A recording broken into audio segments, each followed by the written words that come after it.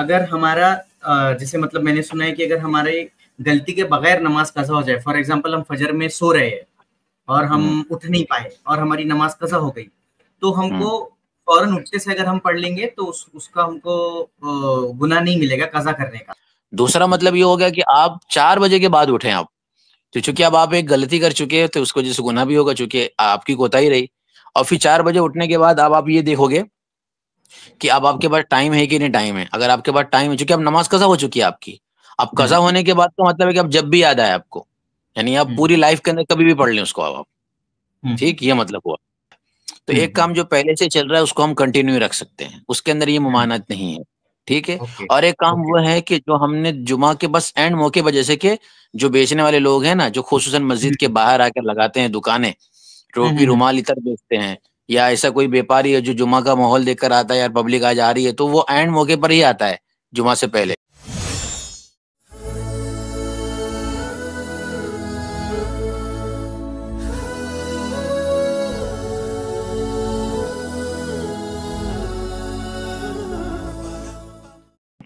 कैसे मुझ साहब खैरियत? अल्हम्दुलिल्लाह।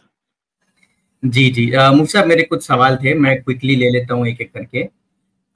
तो मुझ साहब मेरा पहला सवाल ये था कि अगर हमारा जैसे मतलब मैंने सुना है कि अगर हमारे गलती के बगैर नमाज कज़ा हो जाए, फॉर एग्जांपल हम फजर में सो रहे हैं और हम हम्म, उठ नहीं पाए और हमारी नमाज कज़ा हो गई, तो हम्म, हमको फौरन उठते से अगर हम पढ़ लेंगे तो उसका हमको गुनाह नहीं मिलेगा कज़ा करने का। हम्म। मैं जैसी मतलब हम उठे तो उस इसमें इस मसले पे थोड़ा वजाहत कर दीजिए ना कि मतलब फौरन उठ के पढ़ने का क्या मतलब है? यानी मतलब हम उठे, फिर हमने एक दो काम कर लिया, फिर हमने नमाज पढ़ी, या फिर बस फौरन उठते से पहला काम नमाज पढ़ना ही है, ऐसा करना है? तो इस पे थोड़ा सा ही बता दीजिए। हदीस मुबारक में जो ये बात आती है कि जी। फलीसल्ली इज़ा ज़करहा, जब उठे तो नमाज पढ़ ले, उसका मतलब सबसे पहले याद ये रखिए कि इसका ये मतलब नहीं कि गुनहगार नहीं। हम्म, हर वो बंदा अपनी कोताही की वजह से तो नमाज छोड़ेगा ना। सोना भी देख कोताही में आएगा। ठीक है, बस शरीयत ये कहती है कि अगर बाई चांस सो गया तो दो मौका होगा उठने के बाद। हम्म, या तो आप ऐसे टाइम पे उठे हैं, नमाज का टाइम बाकी है लेकिन आखिरी टाइम चल रहा है, और या हम्म, आप ऐसे टाइम उठे हैं कि नमाजी का टाइम खत्म हो गया है। दोनों इसके अंदर कंडीशन हो सकती है। तो ओके। हदीस में जो ये कहा है ना कि फलुसल्ली इज़ा का रहा, कि जब तुम उठो और पढ़ लो, तो अगर टाइम बाकी और टाइम के अंदर अंदर ही आपने पढ़ लिया, मिसाल देता हूँ कि जोहर की नमाज का टाइम 2 बजे स्टार्ट होता है और हम्म, 4 बजे खत्म होता है, तो हम्म, आप 2 बजे नहीं पढ़े, थोड़ा नींद लग गई, लेकिन आप 3:30 बजे उठे, तो आप जब उठे और आप 4 बजे से पहले पहले पढ़ लें, इंशाल्लाह ये हो गया, गुनहगार भी नहीं होंगे आप। ये हो गया पहला मतलब। दूसरा मतलब ये हो गया कि आप 4 बजे के बाद उठे आप, तो चूंकि अब आप एक गलती कर चुके हैं तो उसको जैसे गुनाह भी होगा, चूंकि आपकी कोताही रही। और फिर 4 बजे उठने के बाद अब आप ये देखोगे कि अब आपके पास टाइम है कि नहीं टाइम है। अगर आपके पास टाइम है, चूंकि अब नमाज कज़ा हो चुकी है आपकी, अब कज़ा हम्म, होने के बाद तो मतलब है कि अब जब भी याद आए आपको, यानी आप हम्म, पूरी लाइफ के अंदर कभी भी पढ़ लें उसको अब आप। हम्म, ठीक, ये मतलब हुआ कि अब जो कि कज़ा होने के बाद तो ये होता है कि आप उसको चाहे तो उसी वक्त पढ़ लें, चाहे बाद में पढ़ लें, कभी भी पढ़ लें। अगर आपके पास सिर्फ 6 नमाजें कज़ा हैं, लाइफ में उससे जी। ज्यादा कज़ा हुई नहीं है, तो उस शख्स के हम्म, लिए एक मसला हो जाता है साहिब तरतीब का कि अगली नमाज से पहले पहले उसको कज़ा करना पड़ेगा। लेकिन हम्म, अब बहुत रेयर ऐसे लोग होंगे जिनकी नमाज 6 से कम ही जो है वो कज़ा रह गई हो। अक्सर लोग हैं जिनकी बहुत ज्यादा नमाजें कज़ा रहती हैं। तो फिर अब इस जी। कंडीशन में, इस हदीस के एतबार से यही हो जाता है कि अगर आप टाइम के अंदर उठ जाते हैं, फिर आपको हम्म, टाइम से पहले पहले पढ़ लेना है। इंशाल्लाह गुनहगार भी नहीं होंगे, नमाज आपकी अदा हो जाएगी। और आपके अगर नमाज का टाइम ही निकल गया है आपका, तो फिर तब आप हम्म, जब भी चाहे तब पढ़ सकते हो और वो कज़ा होगी आपकी वो। ये जी। बात है। ठीक है, ठीक है। अच्छा, मुझसे दूसरा सवाल ये था कि जो बोलते हैं कि जुमा का एक बार वक्त स्टार्ट हो जाए उसके बाद हम दुनियावी काम नहीं कर सकते, हुँ, एक्सेप्ट फॉर यानी जुमा की तैयारी करना और नमाज हुँ, पढ़ना। तो इसका इसका थोड़ी वजाहत कर दीजिए। जैसे समझिए मेरा ऑफिस है, मेरा ऑफिस चल रहा है, 12:30 बजे जुमा का टाइम हो गया, लेकिन जमात तो हुँ, 1:30 बजे की है। अब मैं उतनी हुँ, देर तक अगर गायब रहूंगा तो वो थोड़ा सी मसला भी हो सकता है। तो हुँ। फिर इसमें कैसे करना चाहिए? इसके अंदर असल सही बात ये है, जो उलमा ने जी। समझाई है। एक तो ये है कि किसी काम की स्टार्टिंग करना जुमा के एंड टाइम के स्टार्ट से पहले, और एक है कि कोई काम हमारा उससे पहले से स्टार्ट हो, दोनों में फ़र्क है। एक काम वो है जी। जो सुबह 9 बजे से 8 बजे से ही चल रहा है, ठीक है? और जुमा का जो हम्म, एंड वक़्त आया वो तकरीबन 12 बजे आया। तो हम्म, एक काम जो पहले से चल रहा है उसको हम कंटिन्यू रख सकते हैं, उसके अंदर ये हम्म, ममानत नहीं है। ठीक है। ओके, और एक काम ओके। वो है कि जो हमने जुमा के बस एंड मौके पर, जैसे कि जो बेचने वाले लोग हैं ना, जो खुसूसन मस्जिद के हुँ, बाहर आकर लगाते हैं दुकानें, हुँ, टोपी हुँ, हुँ। रुमाल इतर बेचते हैं, या ऐसा कोई व्यापारी है जो जुमा का माहौल देखकर आता है, यार पब्लिक आज आ रही है, तो वो एंड मौके पर ही आता है जुमा से जी, पहले अपना व्यापार जी। लगाने के लिए। तो उन लोगों के लिए खास ममानत है कि तुम जुमा से पहले ही काम शुरू कर रहे हो एकदम एंड मौके पर, तो उनके लिए हुँ, खास ममानत है कि ये भाई जायज नहीं, मतलब ये मकरूह है, मकरूह तहरीमी है। लेकिन जो पहले ओके। से कर रहा है, कोई ऑफिस में है, कोई सफर कर रहा है, तो अब हुँ, वो हुँ। पहले से इन्वॉल्व है अपने सफर के अंदर, अपने ऑफिस के अंदर, तो उसको ये कह रही है आयत करीमा कि अब जल्दी से अपना काम निपटाए और जो है उसको समेटने की कोशिश करे और जल्द से जल्द जुम्मा में पहुंचने की कोशिश करे। तो दोनों की अलग-अलग कंडीशन हो गई, ठीक? जी, जी। यानी मतलब ऐसा नहीं है कि मैं ऑफ़िस में काम कर रहा हूँ, जैसे ही 12:30 बजा जुम्मा का टाइम स्टार्ट हुआ, फ़ौरन मुझे काम बंद करके जब तक कि नमाज़ नहीं पढ़ हाँ, लेते, तब तक ये असल तो काम यही है। कंटिन्यू नहीं। असल यही है अच्छा, कि कुरान करीम के अंदर जो आयत है वो यही कह रही है कि कोशिश तो यही होनी चाहिए आपकी, कि अच्छा, जुमा का अच्छा। टाइम हो गया तो आप पूरी कोशिश तो यही करें कि अपने काम को वाइंड अप करने की कोशिश करें। लेकिन ठीक अगर है। आपका काम ऐसा है जैसे कि किसी बच्चे की पढ़ाई है, अब वो हुँ, पहले हुँ, सुबह से 7 बजे से जा चुका है जुमा के दिन, अब वो हुँ, जैसे ही हुँ। उसकी पढ़ाई खत्म होगी 12 साढ़े 12 बजे, तो वो कोई दूसरा काम करने के बजाय सीधा जुम्मा की तैयारी में नहाना-धोना है और फिर जुम्मा के लिए निकलने की कोशिश करे। यानी अब आपका जो भी कदम उठेगा वक़्त होने के बाद, जी। वो जुमा ही के लिए होना चाहिए। इल्ला ये कि आप इतने मजबूर हैं कि आप वहाँ से हट नहीं सकते। जैसे कि अब हमारे वो जॉब है, तो हमारे दिमाग में सवार है यार जुमा में जाना है, जाना है, जाना है। जैसे ही मौका मिल रहा है 12:30 बजे के बाद, हम फ़ौरन जुमा के लिए हुँ, निकल रहे हैं। अल्लाह तो हुँ, जान रहा हुँ। है हमारी नीयत, तो कि मेरा बंदा पहले से जुमा की नीयत लेके बैठा हुआ है। ठीक है? तो जी, ये असल जुमा की फ़िक्र होना, जुमा की जी, तैयारी करने का मतलब है कि दिमाग पे सवार हो जाना चाहिए जुमा। ये नहीं कि अब टाइम हो रहा है जुमा का 12:30 बजे, लेकिन माशाअल्लाह मस्त हम लोग जो है वो छोड़कर कोई फ़र्क नहीं पड़ रहा हुँ, है कि जुमा है कि ज़ोहर है। तो उन लोगों के जी, लिए ख़ास तवज्जो है कि आप जुमा में फ़र्क करोगे, जुमा आया तो आपको बेचैनी होनी चाहिए कि जुमा है, उसकी तैयारी में लगो आप। ठीक है? जी। अच्छा और इसमें मुफ्ती साहब लेडीज़ लोगों का क्या हुक्म है? जैसे अब हमारे घर की लेडीज़ है, वो अब क्या होता है कि जुमा मैं बोलता हूँ कि जैसे जुमा का टाइम हो गया, आप नहा के नमाज़ पढ़ लो और फिर दुनियावी काम करो। अब ये लोग क्या करती खाना बनाने में लग गए, झाड़ू-पोछा करने में लग गए, घर साफ करने में लग गए। तो हाँ। इनके लिए कैसा हुक्म है? तो इनके लिए कोई मसला ही नहीं, जब शरीयत इनके लिए जुम्मा नहीं रखा है, तो इनके लिए वही बात है कि जिस तरह अच्छा, नॉर्मल अच्छा। डेज़ के अंदर ज़ोहर पड़ती हैं, तो उस तरीके से उसी टाइम में वो ज़ोहर पढ़ सकती हैं, जुमा का नहीं मामला है। ठीक है? इनके लिए इस तरीके से। ये जो आयत करीमा है, कोई कहेगा देखो मर्द औरत दोनों के लिए है, तो सबसे पहली बात अच्छा। ये आती है कि जुमा जो है वो औरतों के लिए था।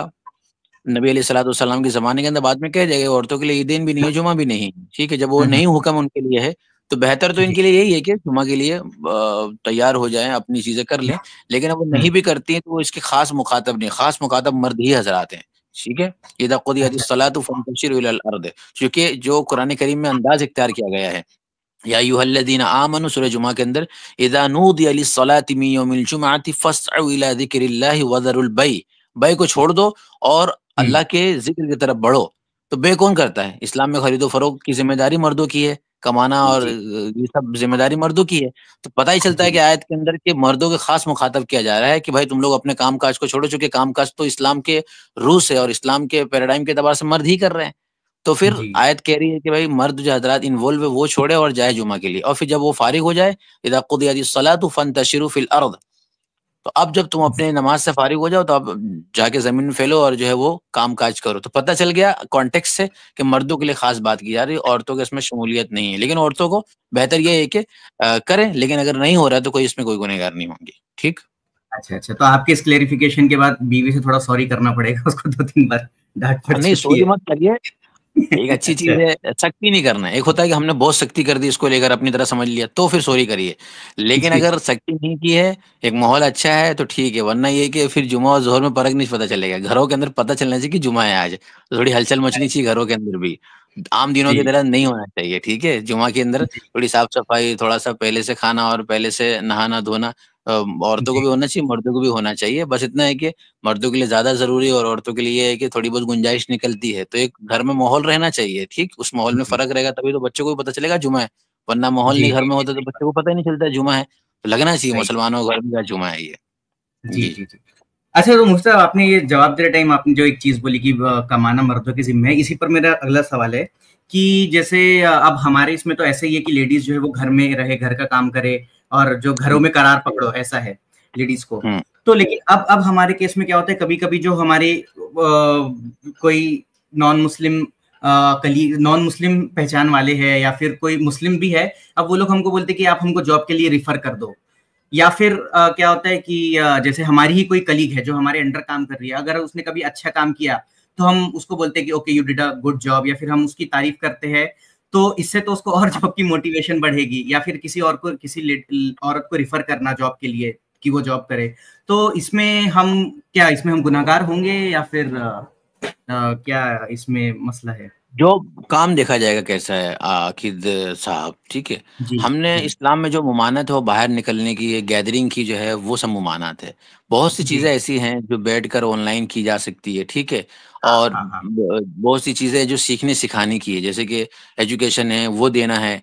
तो अब यहाँ से हाँ। ना एक्सेप्शन हो जाता है चीजों का। हम्म, एक होता है हम्म, उमूमी मसला और एक होता है एक्सेप्शन। एक्सेप्शन क्या है? अब डॉक्टर बनना है तो एक्सेप्शन जी हो जाएगा, तो उसके लिए उनको जी खास कर लिया जाएगा। एजुकेशन के हम्म, अंदर मुसलमान बच्चियों को तालीम देनी है, चाहे वो इंग्लिश जानी हो या दीनी तालीम देनी हो, तो औरत अगर चाहिए, वो औरत के माहौल के अंदर वो एक्सेप्शन हो जाएगा, उन औरतों को निकाल दिया जाएगा, ठीक है। इस तरीके हम्म। से तो वो जॉब पे डिपेंड करता है। एक ऐसी जॉब है जिसके अंदर सिर्फ गैदरिंग होती है और वही होता है, तो उस सेंस में हम कहेंगे कि वहां पर हमें थोड़ा वो करना चाहिए, इज्तनाब करना चाहिए, क्योंकि जहां पर ये खतरात मंडराते हैं तो वहां पर इज्तनाब करना चाहिए। और मजबूरी के अंदर इस्लाम गुंजाइश निकालेगा, औरतों के लिए गुंजाइश निकालेगा ही, ठीक है। जी जी जी। सही, यानी आम आम हाल जैसे हमारी कॉर्पोरेट जॉब्स वगैरह है जो मर्द भी कर सकते हैं, हाँ ऐसा कोई जरूरी नहीं कि औरतें हो हाँ, तो तो ही उसके काम अंदर, चलेगा।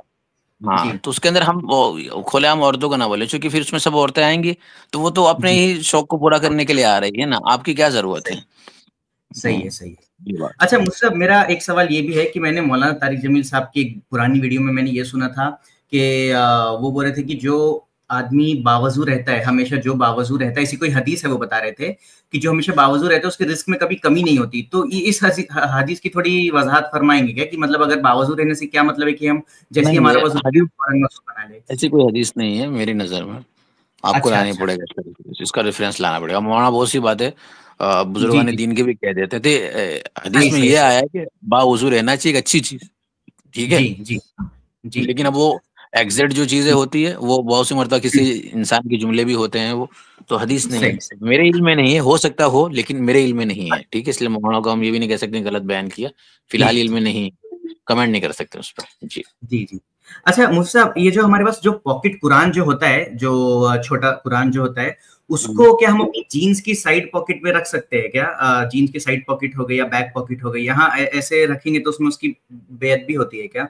हाँ जी, उसमें बेअदबी होगी। साइड में कुरान को रखना बिल्कुल उसकी बेअदबी है। कुरान करीम को अच्छा। सीने के ऊपर ही रखना चाहिए। इल्ला ये कि बहुत मजबूरी है हमारी, ठीक है। पॉकेट के अंदर अगर हम रख रहे हैं तो मजबूरी का मतलब ये हो गया कि हमारे हम्म। पास ऊपर जेब भी नहीं बना और अचानक से हमें याद ही नहीं आया, ठीक है। हम साथ में लेके जा रहे हैं सफर में तो बात अलग हो जाती है, हमने बैग जी। में रख दिया। लेकिन हमें हाँ। नॉर्मल हालत के अंदर मुकम्मल कुरान करीम को ऊपर ही रखना चाहिए, सीने की तरफ रखना चाहिए, ऊंची जगह पर रखना चाहिए, वहां पर नहीं रखना चाहिए। अच्छा, तो अगर अगर हमारे पास जेब वगैरह नहीं है, तो फिर अगर हम उसको गाड़ी की डिक्की में रख दे तो वो कैसा है, गाड़ी की डिक्की में गाड़ी अगर की रख दे तो? डिक्की का मतलब ये हो गया कि टू व्हीलर की बात कर रहे हैं आप। जी, टू व्हीलर की बात कर रहा हूँ जी। हाँ, तो डिक्की हमारी चूंकि ऊपर होती है तो हम उसकी तरफ उसको रख सकते हैं, ठीक है। उस नहीं डिक्की के नहीं, जो ऊपर सीट के नीचे जो डिक्की होती है। सीट की नीचे की होती है, तो वही एक दर्जे में बेअदबी हो जाती है, ठीक है। कुरान करीम को वहां हम अदबन नहीं रख सकते, क्योंकि वो नीचे में आ जाता है ना कुरान। मजबूरी बात अलग है, जैसे कि आप कभी गए खरीद लिया बहुत सारा कुरान, किसी को इनाम में देना है, जगह ही हाँ नहीं हाँ रह हाँ। गई तो बात अलग है। लेकिन फिर भी वहां पर भी हमें चाहिए कि हम प्लास्टिक में लेके आगे लटका लें उसको, या सीने से लगा लें, कुछ जुगाड़ कर लें या किसी को बैठा लें। लेकिन मजबूरी की बात अलग है, मजबूरी की कंडीशन को निकाल कर आम हालत में ये बिल्कुल बेअदबी में आएगा, इससे हमें अवॉइड करना चाहिए, ठीक है। ठीक है ठीक है। मुफ्ती साहब, एक और क्वेश्चन है सजदा सहू से रिलेटेड, कि हम्म, अगर हमें सजदा सहू हम पे लाजिम हो गया और हम हम्म, आखिरी रकात में यानी अत्तहियात पढ़ने के बाद सजदा सहू करना भी भूल गए, और हमने पूरा दुरूद हम्म, पढ़ लिया, दुआ पढ़ ली, उसके बाद हमें याद आए सजदा सहू करने का, इस केस हम्म। में हम क्या करेंगे फिर? हाँ, तो कोई बात नहीं, जब तक हम वहाँ बैठे हुए हमें जब भी याद आ जाए सजदे सौ करना है। सजदे सौ करने के बाद हम अत्तहियात पढ़ेंगे और सलाम फेर देंगे। जब तक आप वहां से खड़े नहीं होते हैं और आपको याद आ जाता है तब तक आप दोबारा कर लेंगे, कोई मसला नहीं है। जी जी, यानी अगर मैंने दरूद और दुआ पढ़ ली है, फिर मुझे याद है कि सजदा सहू करना है, तो बस एक साइड सलाम फेर के दो सजदे करके हम्म, वापस पूरा जी अत्तहियात पढ़ के सजदा कर हाँ लेंगे हाँ नॉर्मल। जी बिल्कुल जी। ठीक है ठीक है ठीक है। अच्छा, मुझसे अब एक क्वेश्चन ये था कि जैसे अगर हम उम्रा वगैरह के लिए जा रहे हैं, तो अब उसमें बहुत सारे मसाइल होते हैं, उम्र के लिए जा रहे हैं, हज के लिए जा रहे हैं, बहुत से मसाइल होते हैं। अब सारे मसाइल के लिए अगर हम वीडियोस वगैरह रिफर करें तो मुश्किल हो सकती है। तो आप कोई ऐसी बुक रिकमेंड कर सकते हैं क्या जो हम अपने साथ रखें, हमको कोई भी मसला तो हम फौरन बुक में से खोल के पढ़ ले? ऐसी कोई बुक होगी तो आप बता सकते हैं क्या? तो आपको लैंग्वेज कौन सी आसान है? उर्दू लैंग्वेज? उर्दू मतलब अगर वो जैसे रोमन स्क्रिप्ट में लिखी है तो वैसे चल जाएगा, या फिर हिंदी, मतलब एग्जैक्ट उर्दू पढ़ना नहीं आता है। तो कोई भी किताब देखिए, बहुत सी किताबें हैं। अब तो मेरी नज़र में अरबी किताबें हैं, हिंदी किताबें हैं, वो जो उर्दू वाली वो हिंदी में होंगी। हज कैसे अच्छा करें अच्छा ऐसे करके कोई भी किताब अगर आपको मिल जाए ना, तो वो अच्छा। किताब, या उम्रा कैसे करें है, बहुत सारी किताबें होती हैं, पॉकेट किताबें होती हैं, बड़ी आसान आसान होती हैं, 5-10 सफ़े की होती हैं। जी तो जी जी आप तो हिंदी किताब जैसे कि एक काम कर सकते हैं, कोई किताब पढ़ें और आप मुझे ऑथर का नाम बता दें, मुफ्ती साहब मेरे सामने ये वाली किताब आई है, ठीक है? जी जी तो हम उसको देख जी सकते हैं इस तरह से। बाकी ये है कि उर्दू वगैरह में किताबें ज़्यादा अवेलेबल हैं, ठीक जी है? इस तरह की। और आजकल जो काम होता है तो रोज़ाना कोई ना कोई किताब लिख ही रहा होता है हज उम्रा करने के बाद, तो आपके पास जो आसानी से अवेलेबल हो जाए कहीं पर भी कोई किताब हिंदी में, फिर आप खाली कंफर्म करा लें कि भई ये ऑथर की किताब हमारे पास है। क्योंकि हज उम्रा ऐसा है कि थोड़ा जी बहुत मसाइल में डिफरेंस होते हैं, तो उसकी वजह से थोड़ा-सा बदल जाता है। जी मेजर जी चीज़ें भी सेम है, उम्रे के अंदर तो जी कोई मसले नहीं, गए आप तवाफ़ किया और सही कि आपका उम्रा ही हो गया। हलक जी वगैरह जी। कराने के बाद बहुत सिंपल है। लेकिन उसके अलावा जो मसाइल बीच में पेश आते हैं, तो जो चारों फ़िक़्ह है उसके अलावा तो थोड़ा-सा मसला डिफरेंट हो जाता है। तो फ़िक़्ह जी हनफ़ी के जी एतबार से आपको एक किताब तलाश करनी पड़ेगी हिंदी में। जैसे कि तालीमुल इस्लाम एक किताब है, तो जी जी जी। तालीमुल इस्लाम किताब में लेकिन डिटेल में नहीं मिलेगा आपको। और दीगर अच्छा जो हाँ। किताबें, किताबुल मसाइल करके किताब है, वो भी उर्दू में ही अवेलेबल है। उसमें थोड़ा डिटेल अच्छा में, लेकिन वो उर्दू में किताब है। हज अच्छा अच्छा अच्छा। कैसे करें? एक हमारे हैं जिनका नाम है, ज़हन से निकल गया अभी। उन्होंने इंग्लिश में भी काम किया। इंग्लिश तो पढ़ सकते हैं आप? जी जी जी अल्हम्दुलिल्लाह। हाँ, तो वो इंग्लिश के अंदर बहुत सारी बुक्स हैं। अच्छा इंग्लिश अच्छा के अच्छा अंदर अच्छा। हाँ, तो अभी फ़िलहाल तो ज़हन में नहीं नाम है। कोई भी बुक्स अगर आपको हज उम्र पे दिखती है, आप पूछ सकते हैं। कभी स्ट्रीम ठीक है वगैरह में आकर, तो इंशाल्लाह हम चेक कर सकते हैं उसको। ठीक है ठीक है। और सेम मुफ्ती साहब, आप सीरत के ऊपर कोई बुक रिकमेंड कर सकते हैं जिसमें अच्छी डिटेल में सीरत लिखी हो, हाँ, हम पढ़ सीरत पे सकें? तो देखिए आप इंग्लिश में द सीन लेक्टर है, पढ़ सकते हैं। और अच्छा यही वाली किताब द सीन लेक्टर सफ़ीर रहमान मुबारकपुरी की है, वो अर्रहीकुल मख्तूम के नाम से है। उर्दू में भी, अरबी में भी है, शायद हिंदी में भी है ये, अच्छा ठीक? अच्छा अच्छा अच्छा और ये। डिटेल में अगर आपको पढ़ना है, जी तो जी एक जी। और किताब है सीरतुल मुस्तफ़ा करके, इदरीस कांदिलवी की किताब है, सीरतुल अच्छा मुस्तफ़ा के नाम से। इसमें हदीस और कुरान की बिल्कुल रेफ़रेंस के साथ डिटेल में सीरत है, लेकिन बहुत इल्मी अंदाज़ में है, अच्छा सीरतुल अच्छा अच्छा। मुस्तफ़ा के नाम से। तो ये ओके सब ओके ज़्यादा हार्ड किताबें हो जाएँगी। आप अर्रहीकुल मख्तूम से स्टार्ट कर सकते हैं, जसील नेक्टर से। बहुत ईज़ी किताब है वो सीरत की, उसमें भी काफ़ी हद तक डिटेल है माशाअल्लाह, आप पढ़ सकते हैं इसको।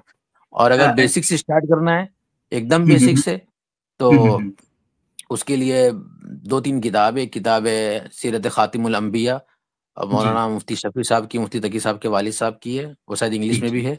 सीरत अच्छा। खातिमुल अंबिया करके नाम है। हम्म, और हम्म, इसके अलावा मौलाना शिबिर नोमानी की जो किताबें हैं, मौलाना अबुल हसन नदवी साहब की किताबें हैं, नबी रहमत करके हैं।